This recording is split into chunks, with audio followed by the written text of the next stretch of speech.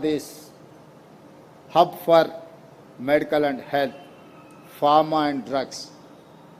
So ఇంత గొప్ప పేరు రావడానికి కారణం కొంచెం వెనక్కి వెళ్ళి లోతుగా విశ్లేషిస్తే 1960s నుంచి 1970s మధ్యలో ఆనాటి ప్రధానమంత్రులు నెహ్రూ గారి తర్వాత ఈ దేశ ప్రధానమంత్రిగా బాధ్యతలు చేపట్టిన శ్రీమతి ఇందిరాగాంధీ గారు ఐడిపిఎల్ని ఇక్కడ ప్రారంభించడం వల్ల రీసెర్చ్ అండ్ డెవలప్మెంట్ ఇక్కడ జరగడం వల్ల ఈరోజు నాకు తెలిసినంత వరకు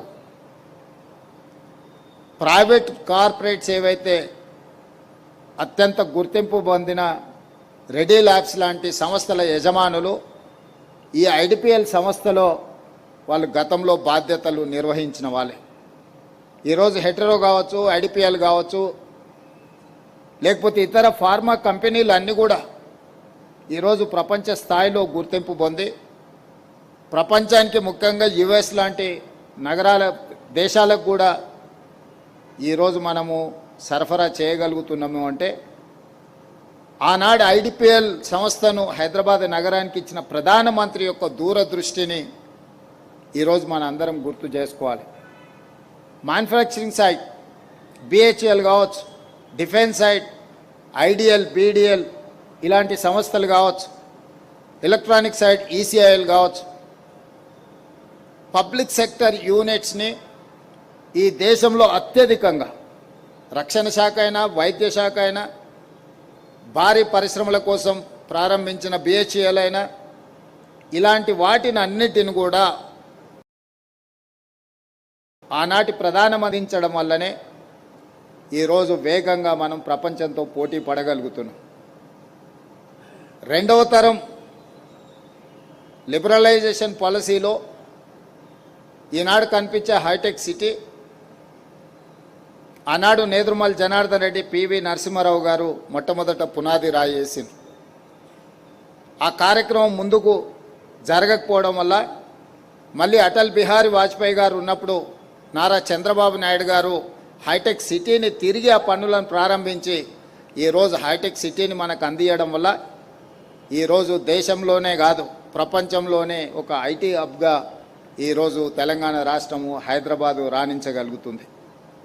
ఈరోజు సిలికాన్ వ్యాలీ వెళ్తే హైదరాబాద్లోనన్నా ఐటీ హబ్కు పోతే ఇంగ్లీష్లో మాట్లాడుకునే వాళ్ళు కనిపిస్తారేమో, కానీ సిలికాన్ వ్యాలీకి వెళ్తే ఎవ్రీ ఆల్టర్నేట్ పర్సన్ ఎవరిని కదిలించినా తెలుగులో మాట్లాడుకునేంత గొప్పగా ఈరోజు మనం రాణించగలిగినము అని అంటే ప్రధానంగా ఆనాటి ముఖ్యమంత్రులు, ప్రధానమంత్రులు ఒక విజన్ తోటి, ఒక పాలసీతోటి, ఒక విధానపరమైన నిర్ణయాలలో ఒక స్పష్టతతో కూడుకున్న నిర్ణయాలు తీసుకోవడం వల్లనే ఈ అభివృద్ధి సాధించగలిగినాం. మొట్టమొదటి ప్రధానమంత్రి స్వతంత్రం వచ్చిన తర్వాత మనకున్న ఆర్థిక పరిస్థితులను, మన దేశం యొక్క ప్రజల స్థితిగతులను చూసి అవగాహన చేసుకొని టాప్ ప్రయారిటీ కింద education and irrigation he has picked up. First Prime Minister of India, Pandit Jawaharlal Nehru has picked up.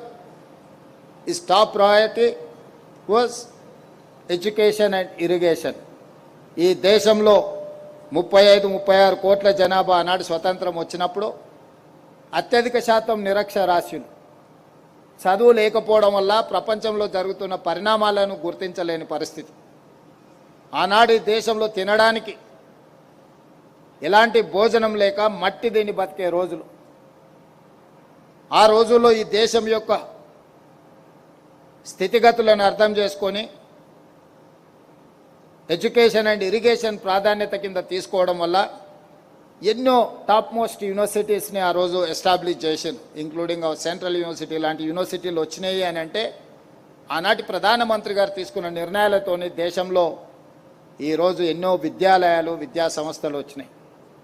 Irrigation top priority కింద తీసుకోవడం వల్ల బాక్రానంగల్ నుంచి మొదలు పెడితే నాగార్జున సాగర్, శ్రీశైలం, శ్రీరామ్ సాగర్ లాంటి ప్రాజెక్టులను నిర్మించడం వల్ల ఈరోజు మన దేశంలో ఆకలి తీరి ఇతర దేశాలకు ఎగుమతి చేసే ఫుడ్ సర్ప్లస్ కంట్రీగా ఈరోజు దేశం రాణించి, ఎడ్యుకేషన్ కూడా అత్యంత మారుమూల ప్రాంతాలైన తండాలు, గూడాలకు, మారుమూల పల్లెలకు కూడా విద్య ఈరోజు అందించగలుగుతున్నాం. అదేవిధంగా ఆ తర్వాత వైద్యాన్ని కూడా ప్రాధాన్యత క్రమంలో తీసుకొని ముందుకు తీసుకెళ్లడం జరిగింది. ఈరోజు విద్య చేరింది, కానీ నాణ్యమైన విద్య ఈరోజు ప్రజలు ఆశిస్తున్నారు.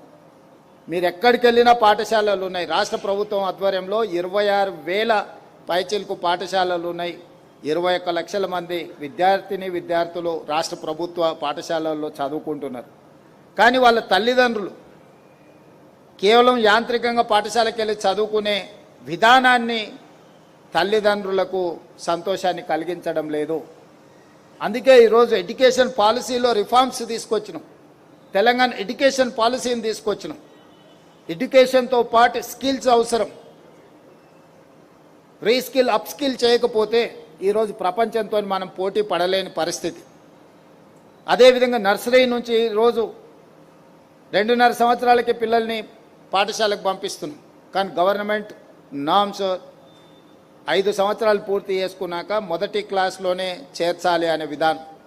దాంతో పేదలకు విద్య దూరం అవుతుంది. కార్పొరేట్ స్కూల్స్లో పేదలు ఫీజులు కట్టలేని పరిస్థితి. అందుకే ఎడ్యుకేషన్ విధానంలో మార్పు తీసుకొచ్చి నర్సరీ నుంచి 12th క్లాస్ వరకు ఒక క్వాలిటీ ఎడ్యుకేషన్ ఇవ్వాలి అని ఈరోజు తెలంగాణ పబ్లిక్ స్కూల్స్ అనే ఒక కొత్త కాన్సెప్ట్ని తీసుకొచ్చి వాళ్ళకి పొద్దున్నే వ్యవసాయ పనులకు వెళ్ళే లేకపోతే పరిశ్రమలకు వెళ్ళే కార్మికులు వాళ్ళ పిల్లలకి బ్రేక్ఫాస్ట్ పెట్టడానికి అవకాశం ఉంటుంది, ఉండదు. అందుకే ఈరోజు ఉదయం పాఠశాలల్లో బ్రేక్ఫాస్ట్ ఇవ్వడమే కాకుండా ఆ పిల్లలకు ప్రోటీన్ ఇవ్వాలి అని అంటే వాళ్ళకు పాలు ఇవ్వాలి అని, మంచి నాణ్యమైన బ్రేక్ఫాస్ట్ ఇవ్వాలి అని, మంచి లంచ్ ఇవ్వాలని ఈరోజు ప్రత్యేకంగా నర్సరీ టు 12th క్లాస్ వరకు ఎడ్యుకేషనల్ రిఫార్మ్స్ తీసుకురావడమే కాకుండా ఇప్పటి వరకు 10th తర్వాత ఇంటర్మీడియట్ విధానం ఉంది. వచ్చే అకాడమిక్ ఇయర్ నుంచి ఆ విధానం ఉండదు. నర్సరీ టు 12th క్లాస్ వరకు స్కూల్ ఎడ్యుకేషన్ కిందకి తీసుకొని వచ్చి బ్రేక్ఫాస్ట్ నుంచి లంచ్ వరకు ఒక నాణ్యమైన ఆహార పదార్థాలను వాళ్ళకు అందించి ఒక నాణ్యమైన విద్యను అందించాలని చెప్పి ఈరోజు రాష్ట్ర ప్రభుత్వం నిర్ణయం తీసుకున్నది. Outer ring road inside core urban reason it is almost 2,100 square kilometres. 1,34,00,000 population is living here. ఇక్కడ పాఠశాలలు ఉన్న దగ్గర పిల్లలు లేరు, పిల్లలు ఉన్న దగ్గర టీచర్లు లేరు, టీచర్లు ఉంటే వసతులు లేవు, కనీస మౌలిక వసతులు లేవు. వీటన్నిటిని మేము గుర్తించాం. వీటన్నిటిని పరిష్కరించడానికి ఒక క్లస్టర్ విధానం తీసుకొచ్చాం. క్లస్టర్ విధానంలో వివిధ రకాలుగా ఉన్న పాఠశాలల్ని ఒక దగ్గరికి తీసుకొచ్చినప్పుడు మీరు అనుకోవచ్చు, ఆయా ప్రాంతాలలో ఉన్న చిన్న చిన్న కాలనీలు బస్తీలలో ఉన్న పిల్లలు ఇంత దూరం ఎట్లా ప్రయాణం చేస్తారని. What is private school success story?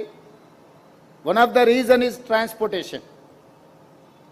వాళ్ళ పిల్లల్ని వాళ్ళ ఇంటి దగ్గర తీసుకొని స్కూల్కు తెచ్చి చదువు చెప్పి మళ్ళీ ఇంటి దగ్గర ఆ స్కూల్స్ బాధ్యత తీసుకుంటున్నాయి. కాబట్టి పేదలు లేదా మధ్యతరగతి వాళ్ళ పిల్లల్ని ప్రైవేట్ స్కూల్స్కి పంపిస్తారు. ఇప్పుడు ఆ బాధ్యతను తెలంగాణ గవర్నమెంట్ తీసుకోదలుచుకున్న free of cost or otherwise 50% ఛార్జ్తోని వాళ్ళకి ట్రాన్స్పోర్టేషన్ ఏర్పాటు చేయాలి అని ఈరోజు తెలంగాణ రాష్ట్ర ప్రభుత్వం నిర్ణయం తీసుకొని వచ్చే అకాడమిక్ ఇయర్లో కోర్ అర్బన్ రీజియన్లో ఒక ఎడ్యుకేషన్ నూతన విధానాన్ని ఈరోజు ప్రవేశపెట్టాలనుకున్నాం. అదేవిధంగా ప్రతి సంవత్సరం 1,10,000 మంది ఇంజనీరింగ్ గ్రాడ్యుయేట్లని తెలంగాణ రాష్ట్ర ప్రభుత్వం సమాజానికి అందిస్తుంది. నిజంగా వాళ్ళని